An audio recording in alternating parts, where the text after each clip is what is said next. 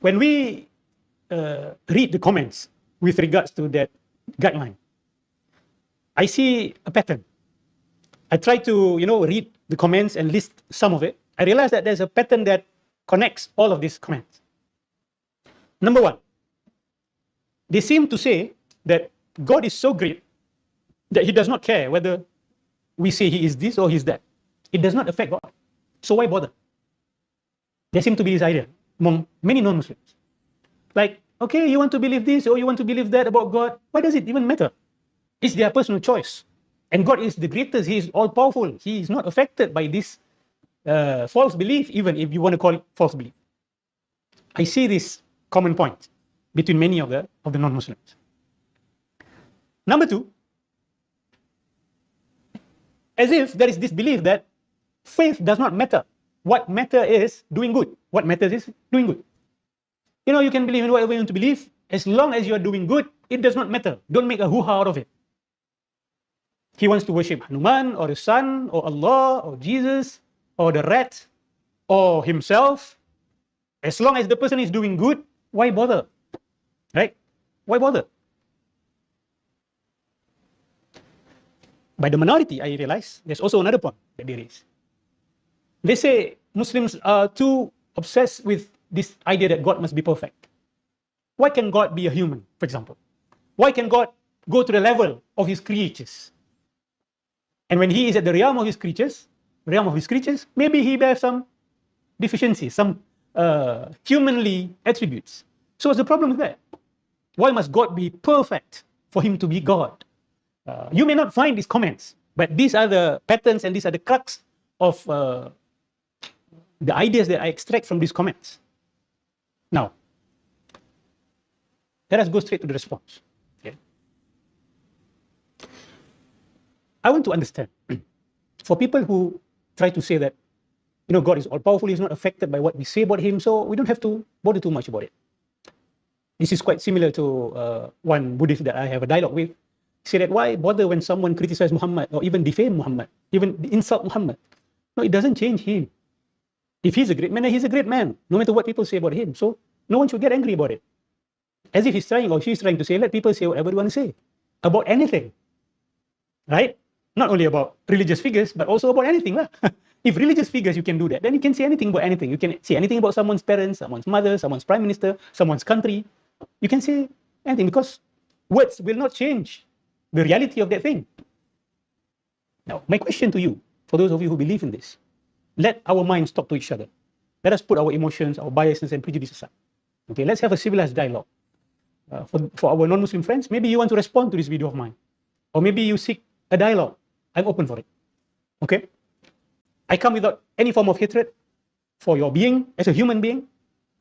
I may not like some of your belief system, but I respect you as a human being, especially those of you who take time to understand, who take time to study, takes time to have dialogue in a respectful manner.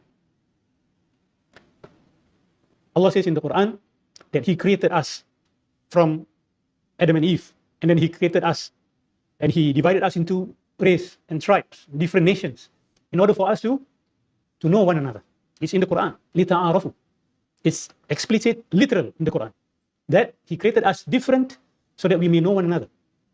We may know one another.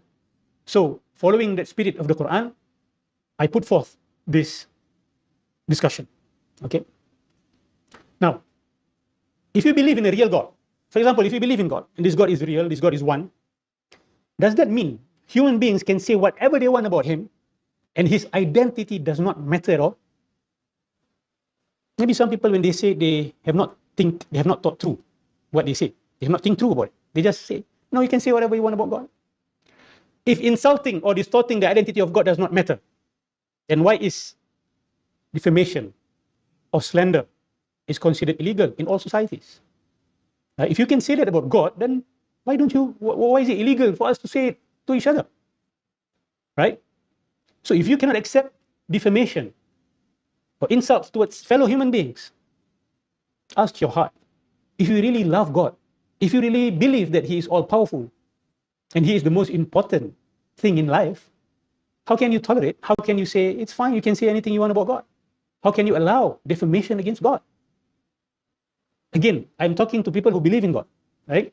Who love God, who make God the central being in their life, or the central concern of their life. This is my question. And if you believe in God, do you agree with me that if there is a God, then God must be the most important thing in our lives? If there is a God, right? It does not make sense that there is a God, the creator of everything, the one who manages everything, but we as human beings, as his creation, sidelines him. It does not make sense, isn't it? And I believe people who are devoted to their religion, whether Christians, Hindu, Jews, Taoists, you understand the centrality of God in not only human beings' life, but the whole existence. Okay. Now, we agree that whatever we say about God will not affect God. Allah even says that in the Quran, or in the hadith of the Prophet ﷺ, where he says, if the whole universe conspire to harm God, he will not be harmed. And if the whole world or the whole existence conspire to benefit God, we will not be able to benefit him. So this is a point of agreement between us, that we cannot harm God, we cannot even benefit God. All of this worship that we do will not benefit God in any way. So why this serious concern with regards to we should not defame God, we should not say things that is wrong about God? What's the problem? You cannot harm God. That is not the issue. No one is saying we should not harm God. Have you ever heard any Muslim saying, oh, stop hurting God? Have you ever heard any Muslim saying that? Like, don't insult Allah because Allah will be hurt. If any Muslim were to say that, it means that person is not a Muslim. You cannot be a Muslim believing that God can be harmed, or God can, can be harmed in any way. So the issue is, these false claims against God mislead people. This is the issue. Our concern is not so much about whether God gets insulted or not, because he's beyond that. Allah subhanahu wa ta'ala. Yes, in the Quran, in the Sunnah, God says that he is angry. Even the universe is angry when the universe hears someone making shirkic, polytheistic statements. Even the universe gets angry. That the heavens nearly breaks asunder when they hear someone attributing a son, an offspring, to God.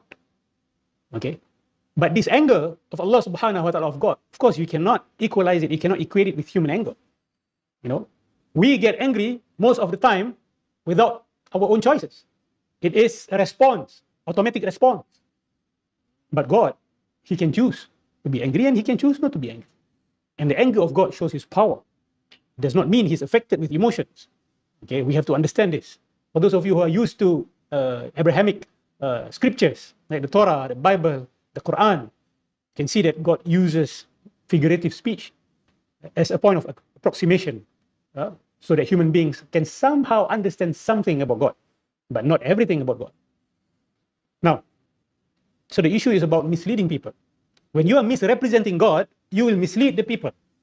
This is another issue that they also brought up. They will say, some of our non-Muslim friends will say, you Muslims so weak, easily get misled, easily get misled, easily get confused, right?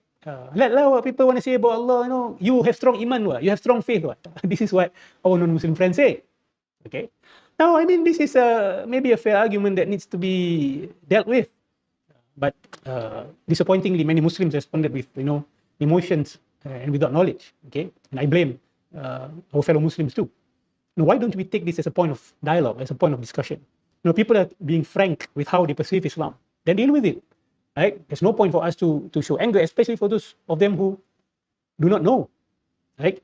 But if you have evidence that these people know about Islam, they have studied about Islam deeply, and they still say such nonsense, and maybe you are warranted to be a little bit angry. But if you see ignorance, if you see that this comes from pure ignorance, then the first thing that we have to do is to deal with it, rationally and with knowledge, with argument, right? So this is what we're trying to do tonight.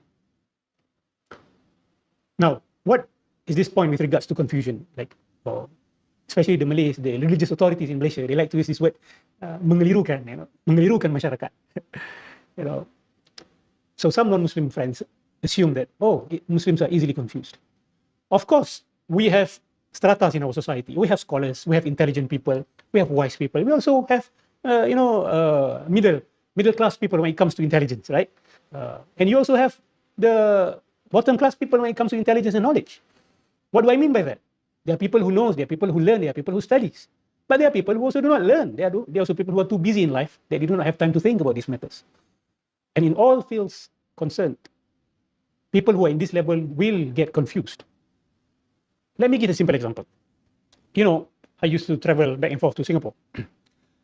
At the immigration, I sometimes, no, many times I see warnings, reminders by the government of Singapore telling people not to fall into love scams, not to fall into financial scams, right? So if you want to use that argument, oh, you don't need these guidelines, you don't need these warnings. Why? Because people can think for themselves. Then my question is, you know, some people, they pride themselves or even they claim that it is their culture to be business savvy, right? To be very good in dealing with finance and all that. But how come we can still see people from all races, from all communities, fall into financial scams, right? Who are these people? Most of them, people who are uneducated when it comes to the field of finance or business. I'm not saying that people who have training in finance and business will never get scammed. I'm not saying that. But most people who get scammed in financial scams are people who are not business savvy, not finance savvy. Okay? This is a fact that no one can deny. So why should the government of Singapore, you know, propagate this warning to its people, to everyone who, you know, goes through the immigration? Why? It is because the role of the government is not only to serve the wise people in the country. It's not only to serve the intelligent people. It is also to serve the not so intelligent, not so wise. And they exist in all societies. They all exist in all communities. And when we speak about these guidelines or these warnings, these, you know, reminders from the government, it does not mean that the society is foolish or the society is unwise, the society is stupid. No, it just says that we have stratas in societies and everyone must be taken care of. Everyone must be taken care of. Okay.